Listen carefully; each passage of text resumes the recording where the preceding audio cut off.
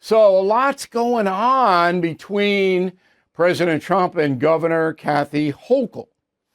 And it's a very interesting situation because it's a clash of cultures, not so much politics, but this is personal.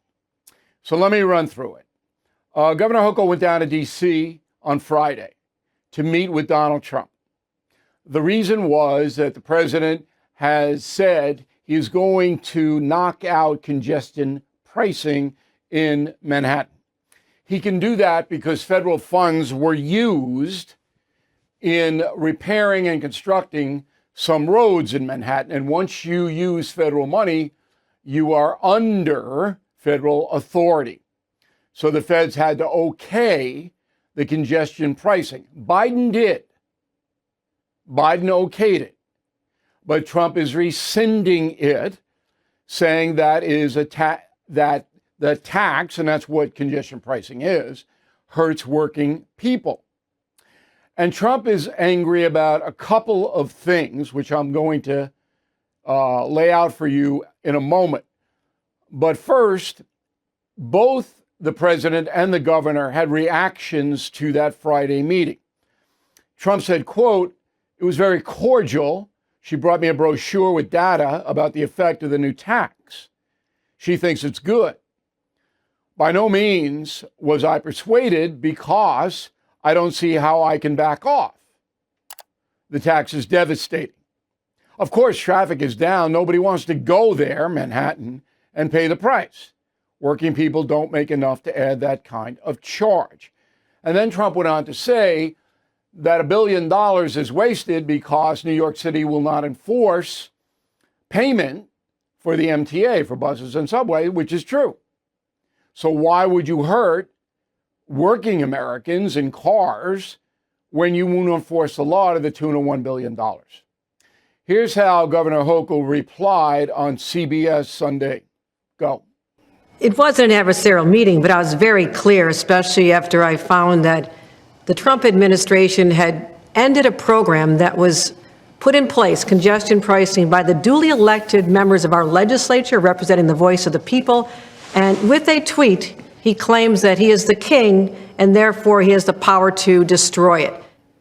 Well, not exactly. Trump is being facetious and the governor knows that, but just trots out the propaganda. But she is correct in this congestion pricing was okay by the duly elected members of the legislature, which is why millions of people are fleeing New York, because the voters can't overcome the liberal machine, and the liberal machine is hurting them. So you can hide behind that, governor, and you're correct, but is this good for the people of New York City and Jersey, and other people have to come in? I say no. If I were Trump, I would do the same thing. And I would say, look, if you can rehabilitate the MTA spending, which, I mean, millions and millions of dollars are unaccounted for. I don't know where the money is.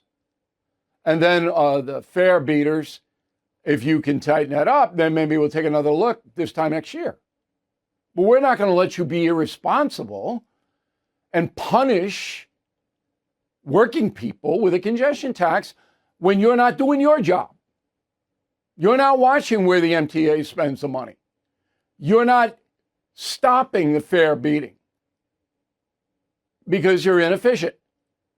And you could use the word corrupt. I don't think that's a word that's misused when you're talking about New York State.